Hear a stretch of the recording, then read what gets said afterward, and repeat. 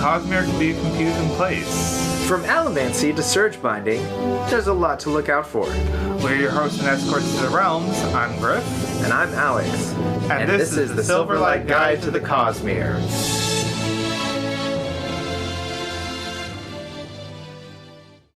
Nobody Anybody's knows. guess. So then there's Feruchemy. Right. And that is a power where Feruchemists can store, in Era 1, can store Right. attributes of themselves into metal mines, depending on the metal. Right. And then later they can draw upon them. Right.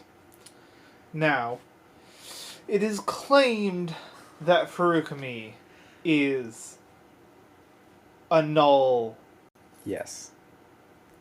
a null out, what is it? A neutral end. Right. I don't believe this is actually the case, personally. Right. Because, yes, I kind of see the logic, but no, I don't think it pans out. And I think it does. I think it's fine. I think it's fine as a power set. I still don't think it's a neutral endpoint. So the idea is, as an example, you could spend an hour storing strength, right, and you become weaker, and you store that into, I am assuming, a pewter metal mine or something. Right. And then at a later point, the amount of strength stored, you can withdraw in. You could do a 1-to-1 where. Right. You draw the power out at the same rate that you put it in, so you become, essentially, twice as strong. Yeah, if you stored all of your strength, or as much as possible, right, you would get almost 2 times as strong. Or you could choose to access those powers at a much faster rate for more strength, but then it runs out much faster. However, I do want to add in here, just because it is important. One of the differences between Allomancy and Feruchemy is that there is no endpoint at how much, like you are limited by how much you put in, mm-hmm. but you are not capped at how much you are increased by. Right. You could do 5, 6, 7, 8, 9, 10, 20, 40 times your strength, so long as you have that amount stored. Right. And there is no end cap. Right. And this goes for attributes, physical attributes like strength and speed, but also mental speed. Yes, mental speed. Wakefulness is one that you can store and access. Senses. Yeah, senses, yeah. Oh, interesting thing on the senses, though. You need a different brass metal mine for each sense. Right. Okay, but that does bring up an interesting point. Let's say you stored sight. Yeah. And then drained all the sight completely. Right. Could you then afterwards store hearing? Probably, yeah. Probably. I was just curious. Yeah. Like, is it in the same way with identity, is it linked to that particular sense after you store that sense in it? I'd guess no.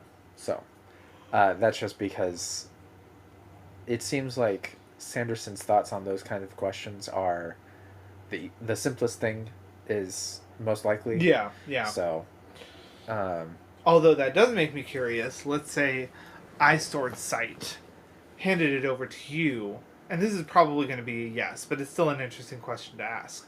Could you then store your hearing or is it locked to sight at that point? I imagine because there's the identity aspect to it, that it would be, like, because, okay, so one of the main things is that an Allomancer cannot swallow a metal mind of a Feruchemist and burn it. No, they can burn it. They just can't access the power that the Feruchemist has stored in it. There you go. They can feel it there, right, but they can't access it. And they also can't manipulate the metal, like a steel pusher cannot manipulate the metal if it is heavily invested. Right. Easily. Or if it is impaled in the skin of... Right, yes. Okay. Yes, so they can't... This is true. If it is heavily invested, they can't push or pull it.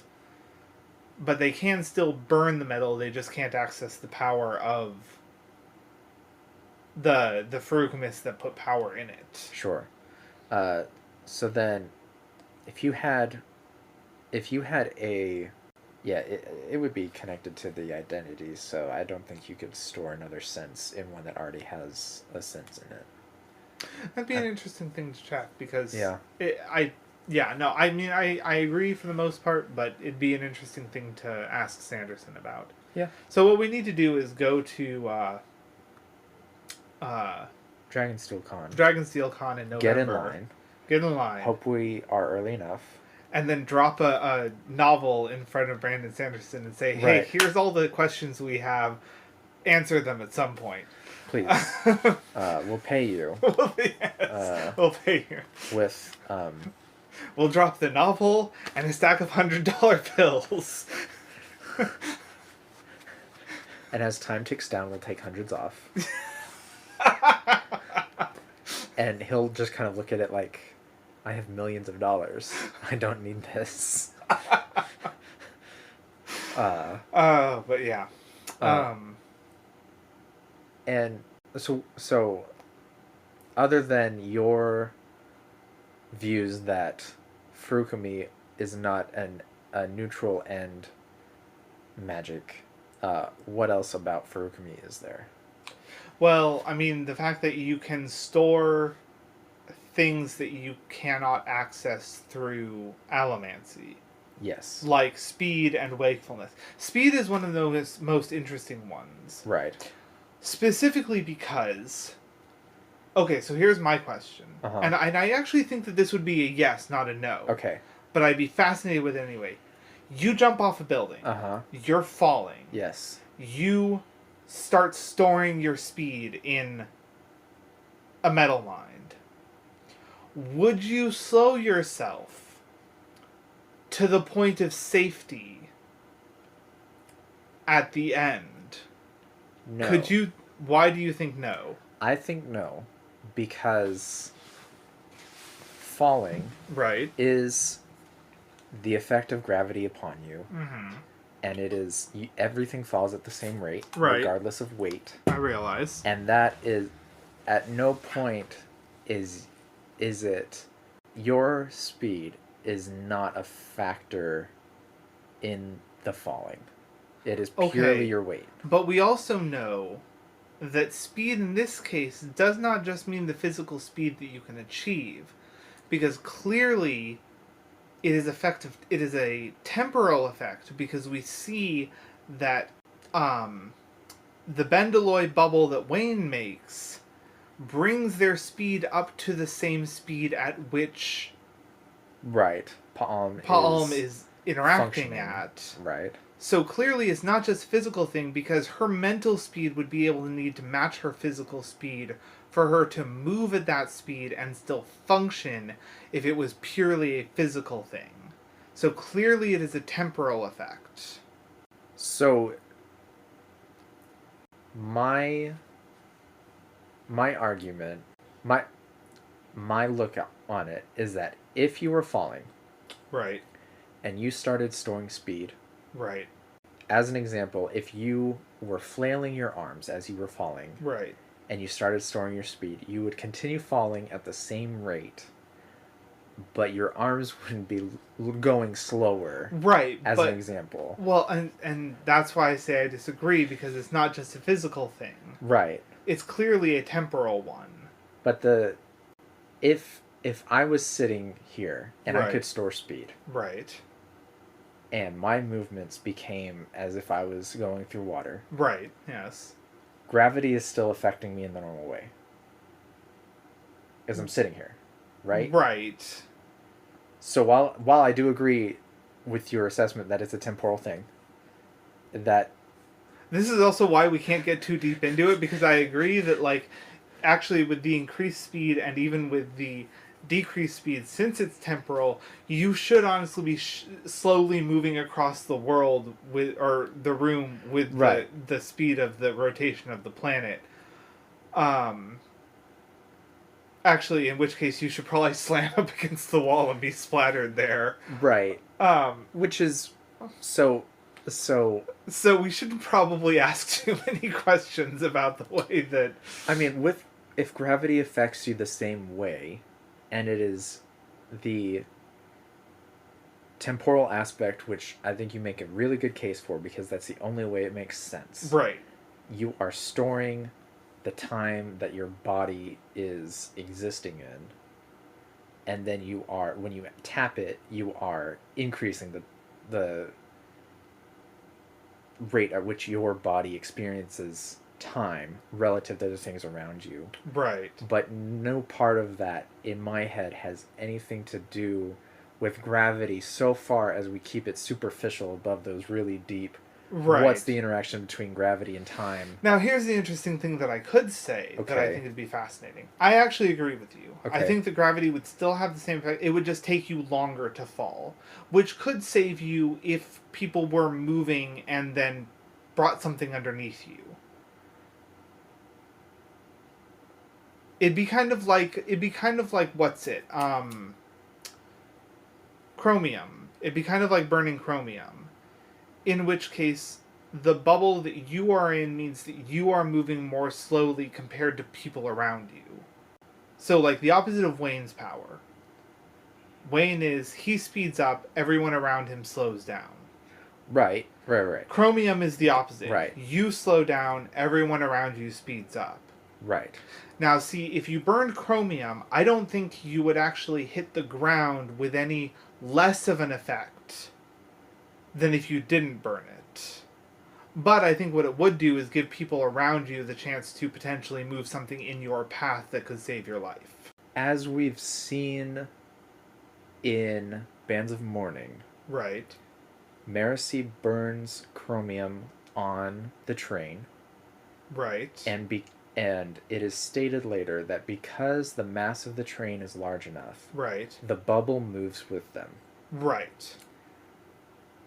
When she burns it in a carriage to test out the little cube, Right.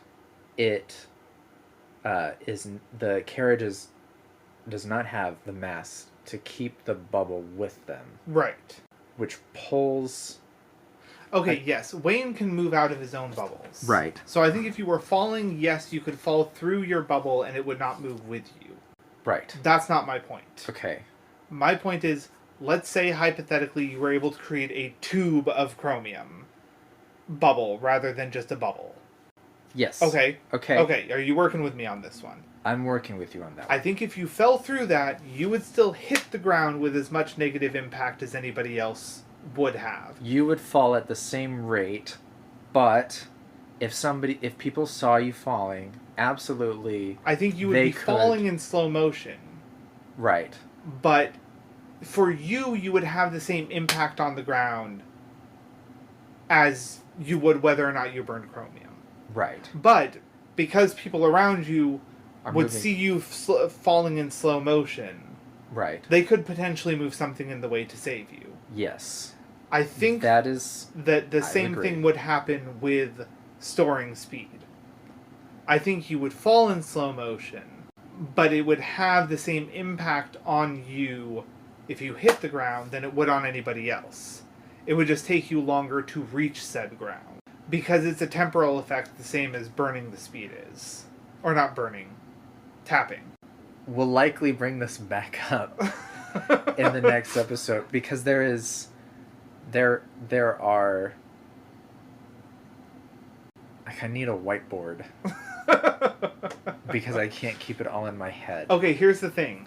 I think tapping and storing your speed works the same way chromium and bendeloy do. Okay. And I think fundamentally at the moment they work differently enough that those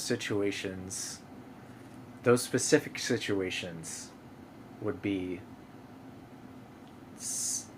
separate. They would if somebody was falling and they burned chromium versus somebody that was falling and they were storing their own speed. I can't quite put the words on why that's not intuitive that they would be the same to me. Fair. In the same, like, there is obviously an intuitive agreement in my head between Bendalloy and or tapping your speed. Right. We have a clear example of that. That also makes perfect sense. Right. But the rate at which you fall and the rate at which you, with the chromium burner, the scenario is relying on other people seeing and acting to save. And in my head, storing speed does not equate to burning chromium. I guess the reason that it does to me is because I don't think that you can argue that storing and tapping speed is anything but a temporal effect. Right. And so therefore tapping speed being equivalent to Bendalloy, the only way you could then explore storing speed would be comparing it to chromium. Sure. Because they are the opposite effects. So I think, in my head, the chromium affects more than just the person. Right. Right. I understand that, yes. Yeah. Yes. And in my head, storing speed affects the body of the person storing it. Right. Right. So and potentially, I guess, objects they're carrying. Because it's not like Palm's clothes are torn off her when right. she increases her speed. I agree with that. So the chromium burner is existing in a perfectly healthy state inside a bubble of slowed down time. Right. The person storing speed is not in a normal state inside of a bubble. They are themselves what is not the normal state. But considering it does extend to clothes and carried items, potentially, because it's not like, as I said, the clothes or items they're carrying are torn out of their hands or torn off them when they go super fast. Therefore, the altered speed has to extend outside of their bodies to some extent. And I think we can move on in a brief moment. What I am suggesting is that chromium burners affect time and gravity for the area around them. Okay. And I believe that a Feruchemist storing speed only affects time and magically the stuff on them for them. And fair. not I guess gravity. on this part we would disagree, because I still feel that if speed would be slowed laterally, if you are moving across the ground, your limbs would be moving in slow motion. Uh-huh. That should not affect how fast your leg hits the ground when moving forward if gravity affected you in the same way. So if you're running when storing speed, you should be slower, right? Because you're storing your speed, you're not tapping it. Your speed is reduced. Right. However, what that should mean is that your leg should not be able to be held midair while you're running and make you slower if it did not affect gravity as well. Do you see what I'm saying? No, say it again. Okay, so I'm actually going to kind of show an example. So I'm running, but I'm storing speed. Okay. I'm going to hold on to this just because I can't actually do this. I should not be able to be slowed in this state because gravity should still be affecting me and cause me to tip over and smack into the ground if I'm pushing with this leg and this one is in the air. Okay. Do you see what I'm saying? I see what you're saying. This is going to sound stupid. I need clarification on how much speed can be stored as a minimum and a maximum. I do agree. That would be useful to find out. Because if there was a minimum threshold to the point where you would essentially be staying in one spot, you wouldn't be able to run. Right. Because you would tip over.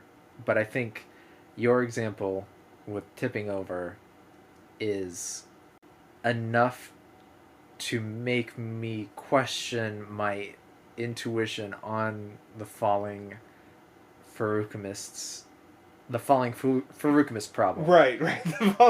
Yes. Because I feel like lateral movement being decreased or increased, I mean, movement is relative. So therefore, if it would not be affected vertically, it should not be affected laterally, but obviously it is. Effectively, I don't think that the power would work.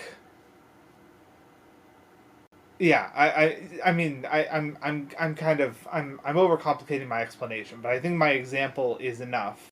And in my head, what needs to happen is there needs to be a minimum, like, can you store fractions of a second of your speed? Like, for every second, can you store a 100th? And that I don't know, because, I mean, we know that there is no maximum to how much you can store, except by reaching 0. Right. Except we know that you can store even more than that, because Wayne can... No. We know there is a maximum, which is you hit 0, you can't store any more than that. Right. Wayne can... Or, not Wayne. Wax can make himself completely weightless. Right. And exist in that state. Right. And so then the draw is... Because it's a time series, at every moment you're storing, and then you can... draw on that weight later. Right, all at once as a... But I feel like... So I feel like speed could be reduced potentially down to 0. Yes. Or the next best thing. Actually, yeah. Like, I think it'd be so close to 0 it's virtually undetectable outside of it. But internally, there is still enough of time in you for you to be able to stop what you're doing. Yeah. Because, like, if you literally froze yourself in time, then you'd never be able to create the thought to stop freezing yourself in time. Mm-hmm. So there still has to be at least a little motion left. If only the barest hint. Right. If we go off of this definition from the Britannica of speed is the time rate at which the object is moving along a path, while velocity is the rate and direction of the object's movement. Right. So the falling Feruchemist problem becomes very simplified in that the path is going straight down and their speed is the rate at which that is happening. Right. I'll give you that. Okay. It's not intuitive to me, because this is the actual definition of speed, where in an ideal sense, what does Brandon mean by speed? Right, yeah. So, and I think that'd be the thing we'd have to ask Brandon Sanderson, which is, how is speed defined? Right. With storing and accessing it. And given that he doesn't want to deal with red bubbles or red shift and blue shift, I don't think we need to worry about it outside. But this episode will be called the... this episode is going to be split in 2. It's going to be cut at the end of Allomancy, and then we're going to have the Feruchemy be labeled the Falling Feruchemist problem. Okay, that's fine. And then it'll be a 2-parter. And we'll get it, I think, in terms of length of time, we will get into the plot of Arrow 1 in the next episode. Probably, yeah. Because we still have to get through Hemalurgy. Right. So... Although Hemalurgy is somewhat simplified only because we don't actually know that much. So there's a lot of theory, but there's not a lot of... There's a lot of far-out theory. Right. So the thing we know about Hemalurgy is that it is a end-negative output. That is explicitly stated. Is it because there's 2 of them? I don't think so. Because Mr. Thydakar has 1 spike. Right. Okay, so... But do we know that it's a steel spike? We do not. Okay, so that might be important. Sure. Because depending on the metal, it might actually be giving him the access to physically manifest. Yes, that is. Rather than giving him any kind of sight. That is what it's doing. Yeah, so I would say that that's a considerably different subject. Sure. So what I don't necessarily think is that it gives you a reduced ability. I think it gives you an alternate ability. Altered ability. Here's the thing I Right. will say. I don't think that with those steel spikes, I do not believe that steel inquisitors can pull or push metal. Right. So they lose that access. But I think their ability to sense metal is increased. So is it that through the spiking of one person into another, Right.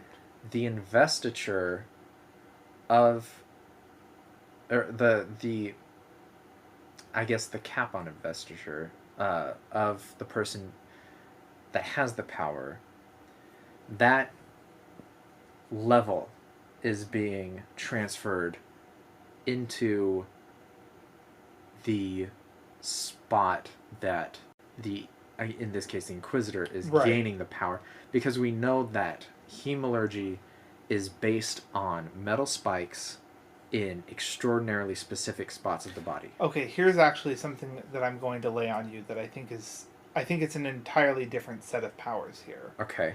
I think what happens is that the process of spiking yourself gives you access to a power that is related to but distinct from the power you are pulling. Okay, yes. Because here's the thing. There is a spike, and I'd have to pull up which spike it is, I don't remember, but there's a spike that specifically allows you to transfer investiture. Right. But steel is not that spike. Right. So I think what happens is that if you get a steel spike, pierce it through somebody who can burn steel, and then into your eye, that process is giving you access to a power that is distinct from steel pushing. Sure. It gives you the access to see the metal lines. And while that is related to steel pulling, it is distinct from, and therefore I don't actually think it's a negative result. I think that's a misconception. I think it is access to a power that is primarily or innately distinct from the power you are taking from somebody else. Sure. Now, I will say that if you pulled the investiture with the investiture spike, I think you would get a reduced ability. Sure. I think you wouldn't be able, like, say steel. Let's say we've seen it with. This is confusing because we have seen where Spook was stabbed with a metal in his back, right, in a specific spot, and right, he gained powers of pewter. Right. Well, he gained the ability to burn pewter. Yeah, he gained the ability. So that was an investiture spike. Was it an investiture spike, or is it because metal was piercing him at a specific point, he was allowed to burn that metal? Okay, let's look this up really quick, because this is important. So, anyway, regardless, there's a table, I believe, here. Here we go. Hemalurgic properties of metal. Okay, so here's an interesting thing. So here's where we have an issue. So iron specifically steals strength. Steel steals physical allomantic powers. So it would be a steel spike that would give him... I think the binding point is important, yes. Yes. But what I'm saying is that I think that what he was hit was with a steel spike. Because that steals physical allomantic powers, which would be like pewter. Right. Right. And he gets it in his shoulders, so he gets the... Right. Now, Nigrosil specifically... Okay, it doesn't have it here. Move up. Boom. Right. Nigrosil steel is investiture. Now, this is interesting for a few reasons. The first being, I think that you could use Nigrosil to actually take any of the feruchemical or allomantic powers potentially in a different state. But the more interesting thing is you could use that to steal a shardblade and spren from someone. Right. Yeah. But anyway, the thing about Hemalurgy, and again, this is that thing, which is it's difficult to talk about because of the fact that we don't know. Mm-hmm. There's a lot we don't know. Now, here's an interesting thing that I want to actually bring up to you. Okay. Go up really quick. Okay. Look at what Chromium steals. Destiny. Maybe. Maybe. We're not entirely sure on that. Sure. But what if Hoyd Mm-hmm. has a chromium spike in him? What if that allows him to know where he's supposed to be? Now, I'm not saying it is that. It could be a feruchemical thing of storing fortune. Yeah. Maybe. We don't know for sure. I could see it being either or. Hoyd does seem the type, though, to steal the heroic destiny of somebody for himself. I would not put that past him. That's fair. And the fact that it's possibly a reduced state is why he's supposed to know where he's supposed to be, but not why. That's true. That's a good point. This is... Hemalurgy is... We have likely gotten some of what we've said backwards and confuddled. Probably, yes. Because this is very semantic in my head. Yeah, it is. It is very semantic. Because is investiture what a spren and shardblade are? Or would you use duralumin to steal the connection, the bond, and then investiture in this case would be Stormlight. So if something was heavily invested with Stormlight... Right, yes. No, I think you're actually correct on that front, which is Nigrosil would give you access to Stormlight. If somebody had Stormlight, you could steal that Stormlight from them. Which is almost kind of, what's the point, because Stormlight is refreshed. But if we go through the list of planets, can you imagine what would happen if Sisebron was stabbed with a Nigrosil spike into somebody else, and all of a sudden breaths can be taken by force? By force. Fuck, and they could. You're not wrong. That's the thing. That would change the game completely. Because yes, a Nigrosil spike used hemalurgically could take breath by force from someone else. Now, I think you would get less breaths than the person had. Right. Unless you... with that reduction being minor if you stab directly from... Right. And into, and then... I mean, maybe there's a spot where it says it grants... Well, we haven't seen Nigrosil spikes yet, so... No. Not yet. Or if we have not seen them in action. Right. Because we know that, like... Wax's uncle had some hemalurgic spikes, but we don't know specifically what he had, so... No.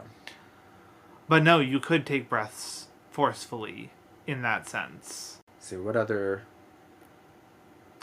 The investiture on Taldane comes from those bacteria, right? Interacting with water. Okay, yeah. With the investiture from the sun. Sort of. Okay, so here's how I understand it after reading White Sand. Okay. The bacteria on the sand is investiturely charged from the sunlight. Okay. However, the person doing the sand manipulation does have to use some investiture to make that connection with the sand that they control. Okay. Now, Chris does specifically state that it is a comparatively small amount of investiture that they need to use. Oh, okay. Which makes me think that the only thing they are doing is forging a connection between them and the sand. Right. And then they are using the sand's investiture, which feeds off of their moisture, to control it. That is what I am inferring by what is said. Now, Brandon Sanderson may at any point disagree with me and prove that some other thing is going. But I think this is also why only some people can manipulate the sand, because it is still investiture that the person themselves has to have. Okay. Now, terrifying thing about that. Potentially terrifying thing about that. You get stabbed with an Icrosil band. You get Stormlight shunted into your body. I think your ability, because you use a comparatively small amount of investiture to connect to the sand, I think your ability to manipulate sand on Taldane if you had Stormlight in your body would be insane. Yep. That sounds about right. Yeah. Let's see, what other... On Nalthis, the Warbreak Nalthis is the... That's the breath. That's the breath. Right. Investiture in every other system is... Except on the 6th of the Dusk Planet. Okay, well, And so here's an interesting thing. On Scadrial, we don't actually know what the investiture is called. right. Because we know that the metals are an access point, but they are not the investiture itself. Right. I mean, I guess if they're going to burn metal, then they could burn the chemical bonds between the atoms. And maybe that would be different enough. Or it would be essentially like splitting an atom on a small scale. Right. Where it's specific. I mean, that's super minutia. Now, okay, so now we hit some interesting ones, though. Yeah. Because when we get to Cell Right. and Elantris, can you steal the Sheod? right? Or would you just steal... Because Elantris is one of those difficult ones. Because of how different its abilities work Right. compared to every other planet. Because since the powers of cultivation, or not cultivation, devotion and dominion exist in the cognitive realm rather than the spiritual realm. And therefore they are geographically locked. Right. Hence why Elantris has to be where it is Right. to access any of its abilities. Mm-hmm. And why forgery has to use the shape of that country as its base for any of the stamps, any of the forgery stamps. Right. I feel like, honestly, actually, that one would be effectively useless to try and steal. With the contrived example of hearkening back to my Hoyd is gaining every type of ability to create Allomancy again. Right. But he wasn't able to become an Elantrian. Unless he will be, because he uses a Nightcrystal Spike. And let's say... Potentially, I feel still that... With the Irie able to exist far away, there is a potential for Hoyd to become an Elantrian adjacent. Okay. Using... Right. Getting the power. I won't disagree with you. Sure. Here's the reason why my brain doesn't actually make that connection. Sure. So, Elantrians need Aeon Door to maintain their Elantrian state. Right. But the Sheod is separate from that. We see that because they become exist. Elantrians, but it's that gray patchy Elantrian version without access to Aeon Door. Right. When the earthquake and all that. Point on that later, but I'm gonna... Anyway. So I feel like... Honestly, I feel like doing a Nightcrystal Spike on an Elantrian would potentially be dangerous. Okay, because here's the thing. So we see that through the writing of the Elantrians, it opens a specific doorway that allows the Aeon Door through in a specific form. Yes. Like we see the symbol go, it glows, fire shoots through it. Right. Or, another one, healing, or transportation, sure. or whatever. Right. However, so what you're honestly just doing is you're not even accessing the Aeon door directly as an Elantrian. You are opening a specific channel for that Aeon door to come through and achieve the effect you want. Now, as a counterpoint to even my own example, the dude who can do the martial arts Yeah. accesses the Aeon door in its own specific version, which allows him to put down one of those monster priest dudes. Let's single-handedly. Let's go ahead and assume that his dancing moves actually spell out aeons on the ground. Maybe, maybe not. So, What I am going to say, however, is that I think if you put a Nigrosil spike through anyone who had access to the Aeon door, I think the most you could probably achieve was whatever that martial arts was doing. okay, I don't think it would make you Elantrian. sure. I don't think it would give you access to the Elantrian abilities. In the same way that I just argued that the other spike would be the one for Duralumin would be the one for transferring a bond. Right. Could a Duralumin spike transfer the Sheod from one person to another? Yes, but I'm going to say this. I think it would only work pre-access to the Sheod. So I think you could transfer the Sheod choosing that person over to you, okay. but I think that would only work before the Sheod actually strikes. Given the usually fatal process for the person the ability is being transferred from, Right. hypothetically, I would definitely be able to see the Sheod being transferred after it's struck because it Okay. is going from one vessel to another. Fair. But that, like the falling Feruchemist problem, fully depends on questions that we're probably not going to get answers to. Right. Which is, what is the Sheod?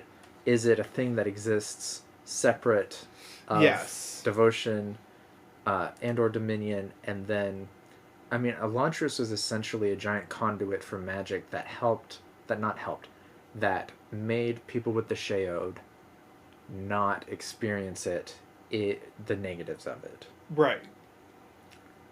Right? Like, that's... So here's the Sheod that I see. Sure. I see the Sheod being like the snap Okay. for Allomancers, Yes. which is if you steal their power, you don't stop them being Allomancers. Right. Now you kill them. Right. I mean, stop them Which does. But, Okay, so actually, no, that would be the bigger question, I think. What we'd have to ask Brandon Sanderson is if somebody, hypothetically, survived a metallurgic spike process, yeah. would they lose access to their powers? That's a good question. Because I feel like if you can steal... Okay, but... And so I guess that is the N-negative state in this sense. Which is, if you spike yourself, you are only gaining one of the powers Right. of whoever you spike. Mm-hmm. Even if they're a full Allomancer, you will only get one power. So there's the N-negative. Yes. Which is, you're not being spiked and getting all of their allomantic abilities. That's right. You are being spiked and you are getting one. Right. So I would say that is where the N-negative takes effect. Yes. Now, I think it'd be less noticeable in something like Era 2, Mm-hmm. where people only have one power, maybe Right. two. But even then, if they have two powers, it's one ferochemical, one allomantic. Yes. So I think that is where I would have to say that it'd be less notable on misting.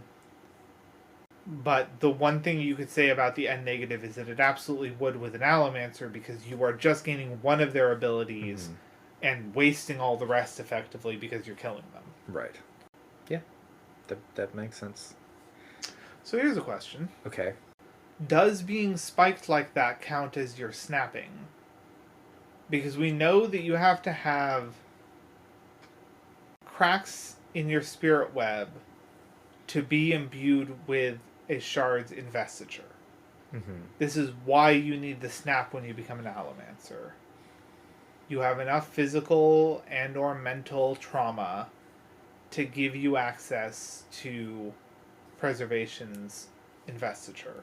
Does that mean that the physical and mental trauma of sacrificing a person and spiking yourself with metal to get that ability, does that count as enough of a set of trauma to give you access to Ruin's investiture? I'd argue yes. That makes sense. Yeah.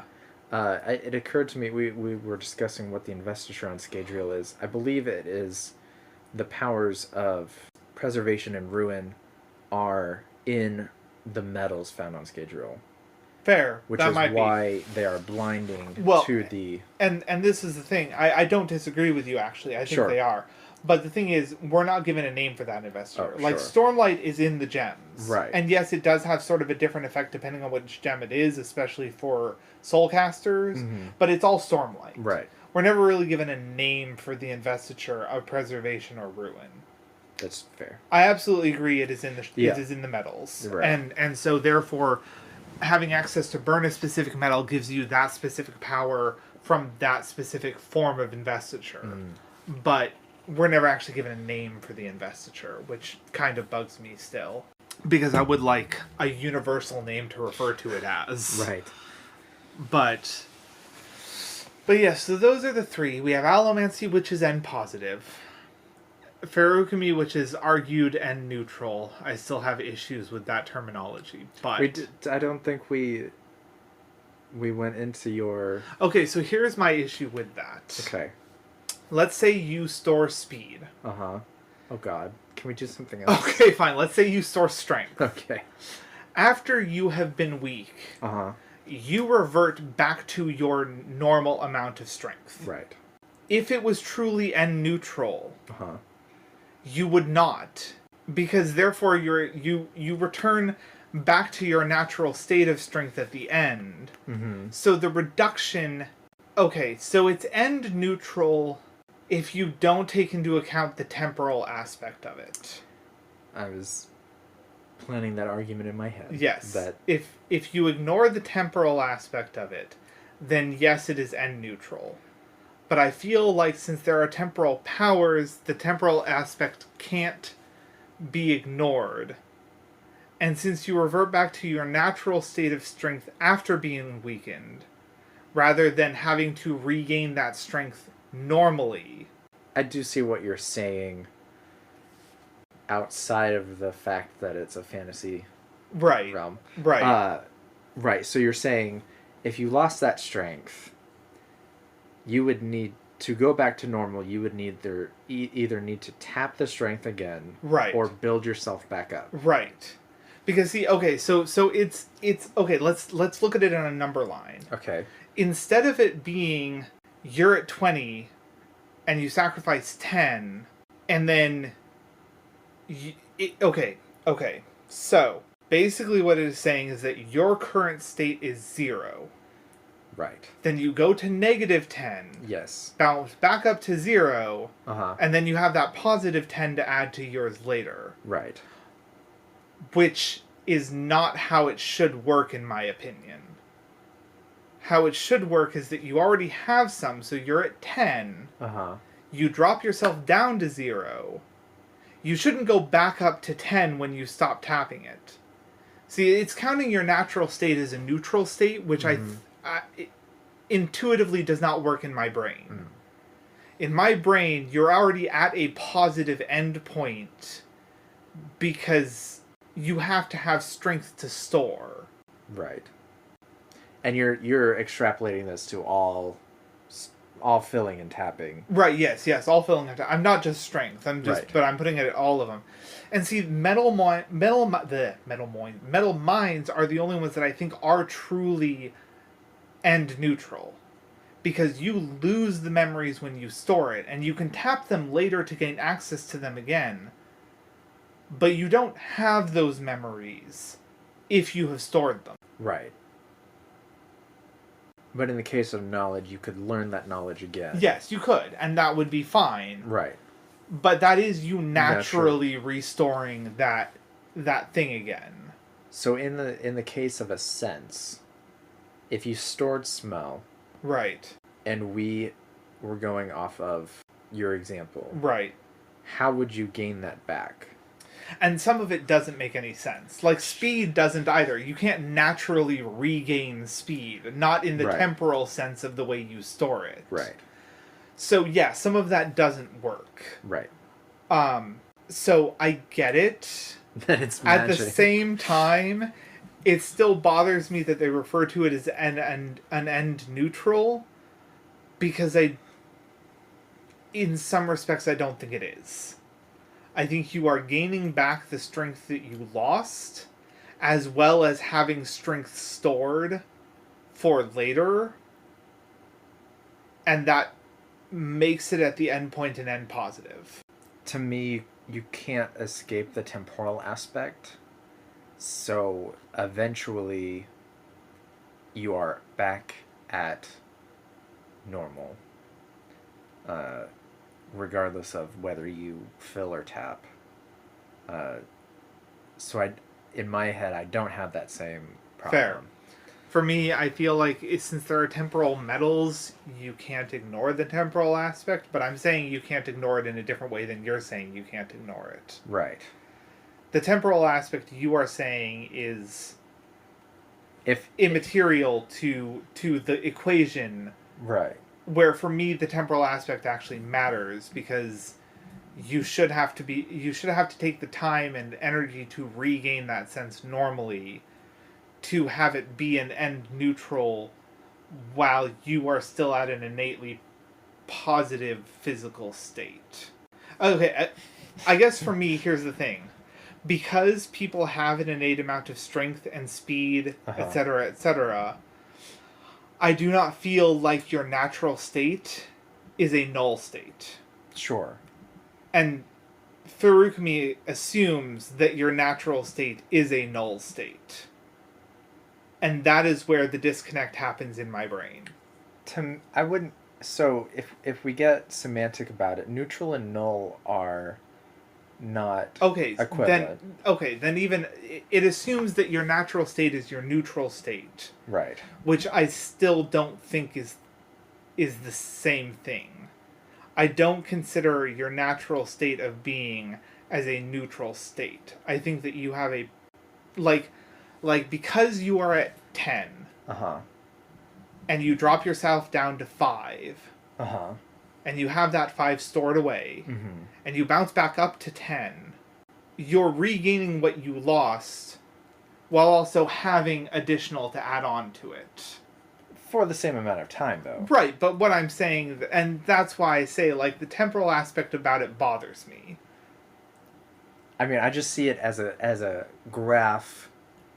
You know, you're at 10. Right. You dip down to 5 for 5 minutes. Right. You go back up to 10. And then at somewhere down the line for 5 minutes, you can go up to 15. Right, and I get that. And then eventually, it's back down to 10. Right. So but see, you're back up to 10 already, so you're at that neutral state.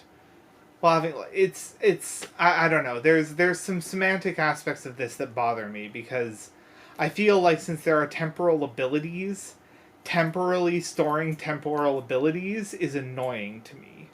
Because the temporal aspect of storing is separate from the temporal ability that you're storing. Right. That bothers me. Okay. It doesn't bother me, so okay. I'm sorry. Yeah. Like, okay, because see, okay, let's say that for the following Feruchemist problem. Jesus Christ. Not even that. Just storing speed in and of itself bothers me innately on that front. Right. Because if you are storing your temporal speed, Uh-huh. then therefore that should affect the temporal quality of the speed that you're storing. Like, if you are slowing yourself down, then you should be slowing the amount of speed that you're able to store as well, because you're slowing yourself down, including mentally. I would argue, in the case of storing temporal, filling temporal metal mines. Metal mines. Right. Time is not relative.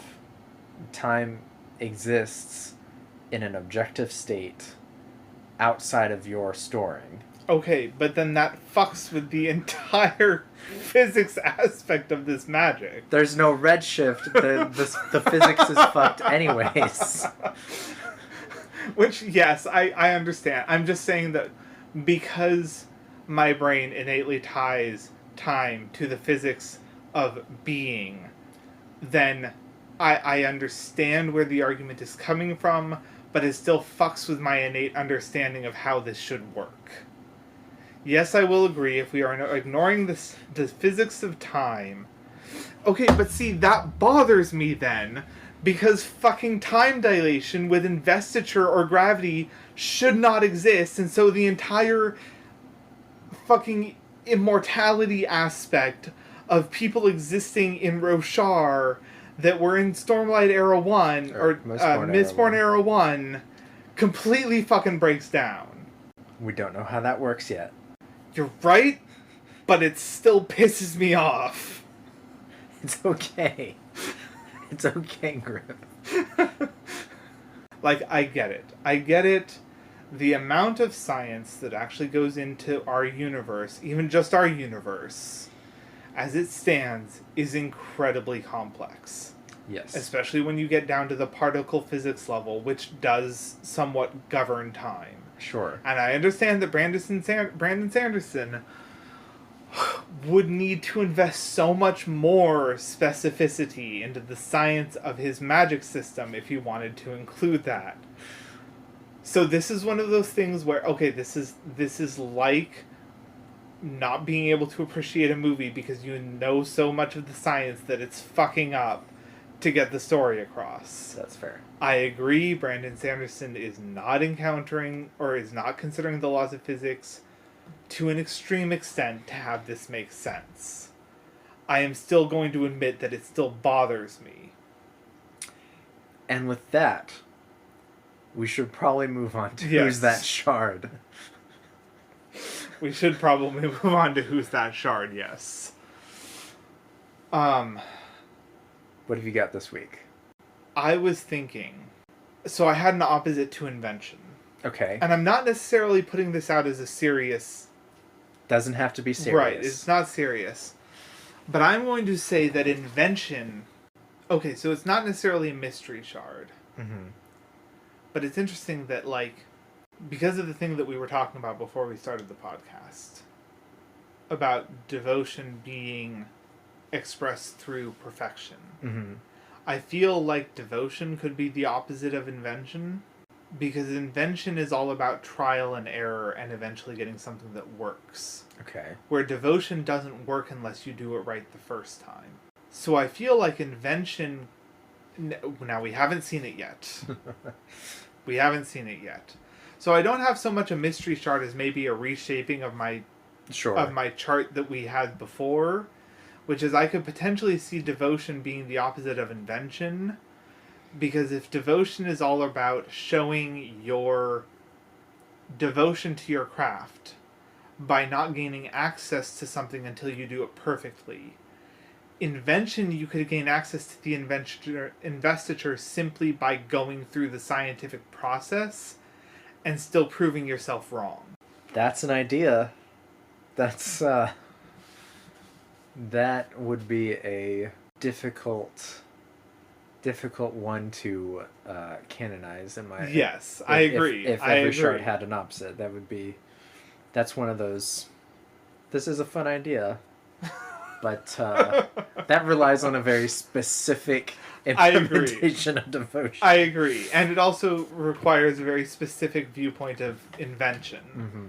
Because it doesn't necessarily mean that invention is a scientific process. Sure. However, something that struck me about invention is that, okay, working off of the comic code, of the fact that the Iron Man suit works because Robert Downey Jr. was the one who made it. Now, I'm not talking about the movies. I'm talking about the comics. You mean Tony Stark? Tony Stark, yeah, sorry. I was going to say. Yeah, sorry. We're not talking about the movies. Hold on. Okay. Sorry. It works because Tony Stark made it. Right. Because if it worked off of that premise, then the entire universe would be fucked because everybody could have an Iron Man suit. Mm-hmm. Because somebody would leak the blueprints. Right. And then everybody could have an Iron Man suit. Pretty much a big plot hole in a lot of things. Right, I get it. But if you work it off of the premise of, okay, so how much do you know about Warhammer 40k? Not very much. Okay, do you know about the orcs? No. Okay, so an interesting thing about the orcs. There's a lot of interesting thing about the orcs, but the specific thing I'm referencing, and everybody who knows Warhammer 40k will know exactly what I'm referencing. Things work for the orcs because they have a psychic field around them that makes that thing work because they believe it does. Their vehicles go faster because they paint them red because they believe a red vehicle goes faster. Their guns only work because they believe their guns work, and if anybody else picks up one of their weapons and tries to fire it, it won't function at all. Wow. And so what if invention worked the same way? What if invention allowed you to create things, but they only worked for you because the internal consistency of them working is your intent for that item? You make a solid argument for fun. That's Yeah. Yeah. And so that would even go off of the cognitive realm aspect of things are viewed as a single item rather than separate atoms of that item because people's perception of them is that they are a full thing. Yeah. Be smart enough to stay away from the others. Okay. I mean, being based on greed, I feel is different enough from ambition and hatred. Right, yeah, no, I get that. And it could be, you could see it in wealth accumulation, of course. Right. But that wealth could be a whole variety of things. So it would be the opposite of endowment? In a way, sure. Yeah. I can't remember what I said the opposite of endowment was in my opposites. I don't remember either. We'd have to go back and look. Yeah. Now that bothers me. But yeah, so avarice, that's, I thought of that one a few months ago. I like it. I like it. It'd be an interesting way to do that. Yeah. So I feel like we have a lot of positive, I mean, it's a good smattering of positive and negative attributes in shows. Right. But I wanted to do a negative one. Well, what I would view as a negative one. Right. There could be examples of, I want to be the only hospital in town so that everybody has to come to me when they're hurt. Right. Right. Which, yeah, sure, I get money or I get fame or I get my wealth of whatever type, but obviously it's not altruistic. So the opposite of altruism. So selfishness. Selfishness. Yeah, but it could still be, you could still have positive aspects out of those. It'd be kind of like the opposite of self-interested and selfish. Mm-hmm. Like selfish is the extreme. Right. Where self-interested, you're looking out for yourself, but that doesn't necessarily mean you're going out to take from other people. So, right. And so I could see this definitely, and there could be, actually there was, Terry Pratchett did an interesting, there's a quote from one of his books that I kind of want to read you, which is, And while you're doing that, it could be a scenario where only one or a very few people are able to use the power at a time, because it's almost like the Elder Wand in Harry Potter. Only one person, or the Darksaber, like you said. Right. Only one person can have it at a time, and it has to be taken.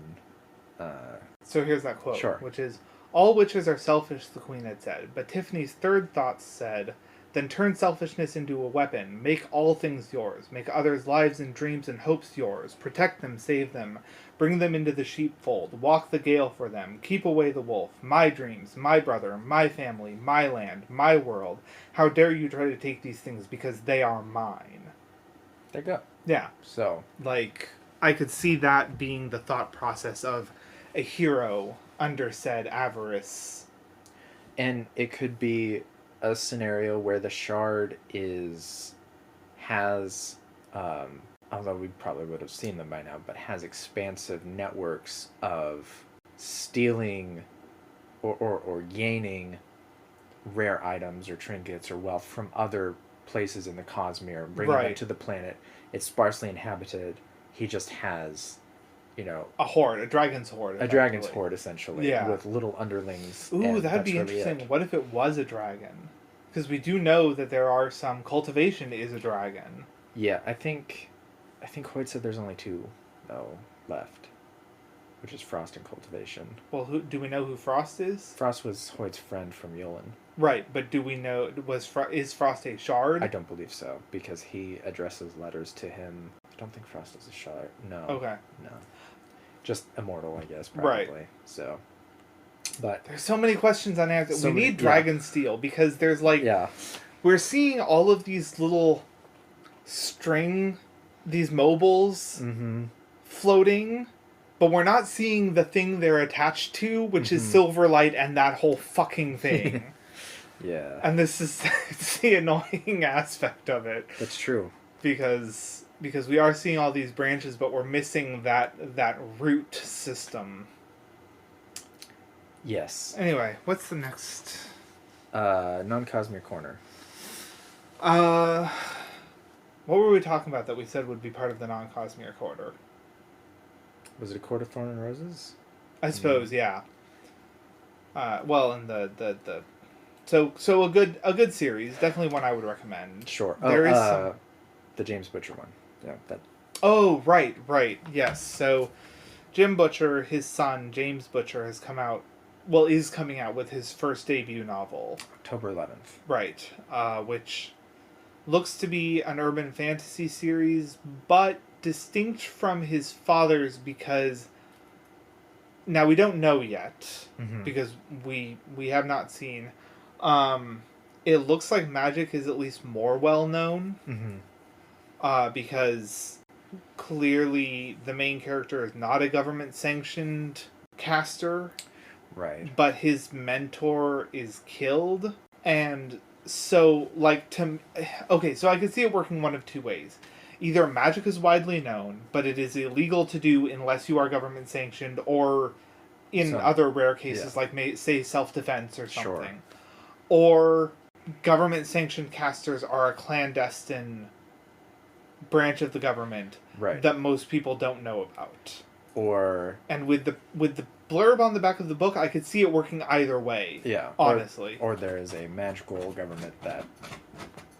Right there, there could be a magical government with, and in that case, it would be functionally somewhat the same as Butcher's universe, with the White Court, or not the White Court, White Council, the White Council, and their wardens. Yes. The Grey Wardens and everything like that. Yeah. So. Wait, is it the Grey Wardens or just the Wardens? Just the Wardens. Okay. So the Grey Council is what they kind of sort of formed. I was thinking Grey Wardens from Dragon Age. Sure. All of that shit gets mixed up in my brain. Yeah. But fantasy, not even once. So it could be like Virus. Sure. Where it describes itself as not the Dresden verse, but clearly you can see through homages and references. I mean, explicitly states in Virus that he's heard about a wizard in Chicago that advertises himself through the Yellow Pages. So. And all of these urban fantasies, it's multiverse. Let's just... It could be. And honestly, on that front, the fact of the somewhat brilliance of Butcher's world, regardless of flaws in his writing and everything like that, is that he specifically set out to make room for a world that has everything. Right. Like capital E. All myths, all urban legends, all of that shit can all exist within the Dresdenverse. Which I still want to see lumberjack mythological creatures come up. So there's this whole, I don't want to say lumberjack specifically, but there's this whole group of mythological creatures that were created in the Americas back when things like lumberjack was a job that you couldn't drive to and from. And they're all, like, bonkers. Like, there are these things called axe-eating dogs, or axe-eating hounds, that are literally hounds that specifically eat the handles off of axes. And there's this being... So that's where they came from in Stormlight. Yes. And there are these beings that their nose is a noose, a lasso that they can wrap around people and drag them really fast through the desert to kill them. Their nose Is a noose. Is a noose lasso, yes. So they're running backwards? Or... No, they're running forwards. Oh, okay. And they're just dragging you behind them because it's that long. It's like an elephant trunk. So the axe-eating hound sounds like a way to get out of work. The noose one sounds a little more terrifying. Yeah, it's like the roper something. Roparee. Roparoo. Ropacabra. Rope Man. Hold on. Let me see this thing. Roparella. That's not... No, you assholes. So yeah, Axe Handle Hound is the one that... Sure. I mean, it's in the name. They're known to eat axe handles. But they're a specific, like, kind of creature that they're a part of. This stupid ad would go away. They're not cryptid. I mean, they are, but they're not. Like, right. They are... Nobody really thought that these things existed. It was just... Fearsome critters? That might be the term for them, yeah. Yeah. At logging camps. Yeah, exactly. Yeah, axe handle hound. The Roperite. The Roperite. Equipped with a long rope-like snout, the Roperite uses his nose to catch his prey as though he were using a lasso. Fun. The Wampus cat. The Splinter cat. Oh, the Jersey Devil. The Jackalope. That's a common one. Here's a look at a Roperite. Wow. Yep. That's... So I want to see these things appear in Dresden Verse. That would be fairly entertaining. Jackalope is actually a well-known one of a fearsome critter. Like I want to see a Roperite come up, because I'm sure there's jackalopes in the Dresden Verse. Yeah. And I definitely want to see a Roperite be a thing that Dresden encounters and just thinks it's the most ridiculous thing he's ever seen. Yeah. Yeah. And then I've been playing Elden Ring. Right. And From Software... Excuse me. And From Software sent Sanderson essentially a care package saying that they'd love to work with him after he made a fake uproar about how George R.R. Martin was chosen. They said they hinted at collaboration. Okay. So, I mean, I definitely love to play any game that Brandon Sanderson did the writing for, because holy shit. It would be like more than George R.R. Martin. I would love to see Brandon Sanderson do. Yeah, I don't know. Weirdly enough, this is why I will probably never actually read the Wheel of Time. Oh, really? Series, because I love Brandon Sanderson's writings. Mm-hmm. I tried to read the first of the Wheel of Time series. I don't know... Okay, here's the thing. I'm not going to say I don't know why they chose Brandon Sanderson to finish the series, because Brandon Sanderson is amazing. Right. However, compared to what I have read of Robert Jordan, I don't understand why Brandon Sanderson was chosen, because I feel he is a far superior writer to Robert Jordan. No offense to Wheel of Time fans out there. If you love the series, you do you. More power to you. I'm glad you have a series you enjoy. I tried to read the first one. It felt so... That fear is why I am very selective about what I listen to, given the limited amount of time I have. Right. I should probably leave, so we should probably wrap this up. Yeah. Well, you heard it here first. Griff needs to... No, I'm just kidding. Oh, one thing we didn't talk... Or did we talk about the Kickstarter? We mentioned that it made a lot of money. Yeah, we did. So, I mean, the Kickstarter was a thing. It's ended. For anybody that's listening now, sorry.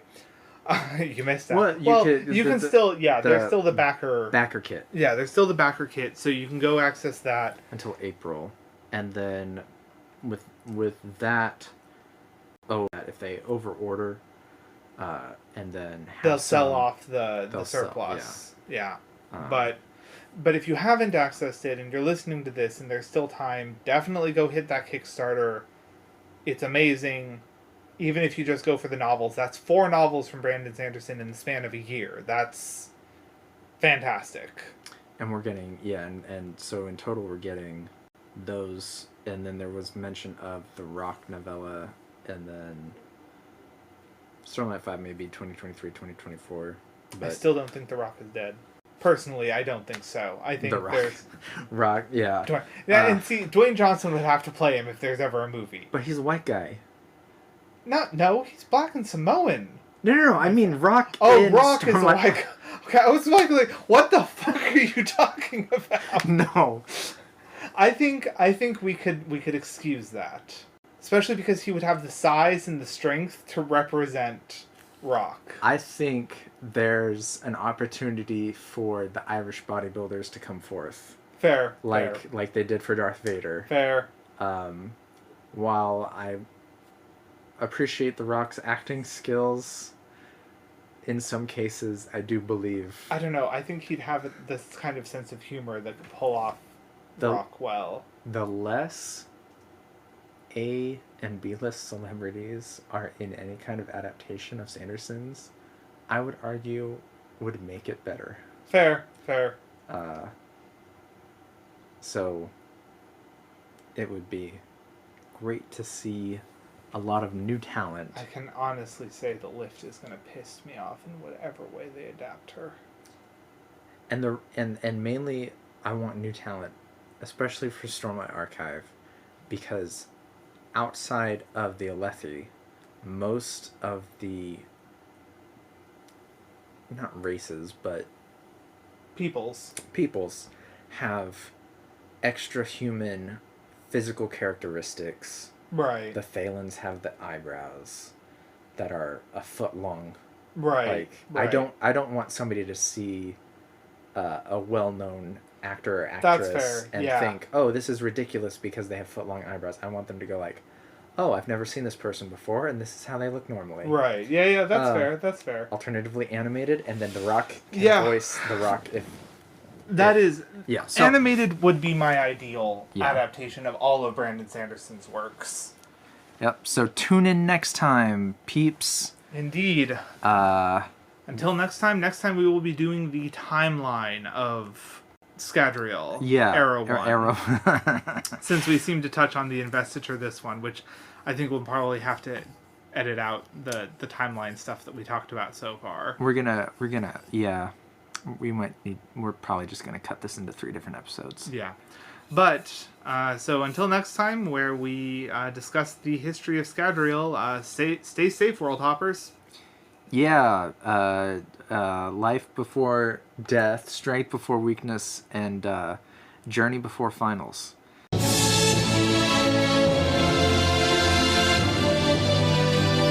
The music you hear is Part 3, The Spirit, from Zavadilla's The Music of Elantris, produced by B-Roll Records. Available now on Apple Music, Spotify, and most music providers.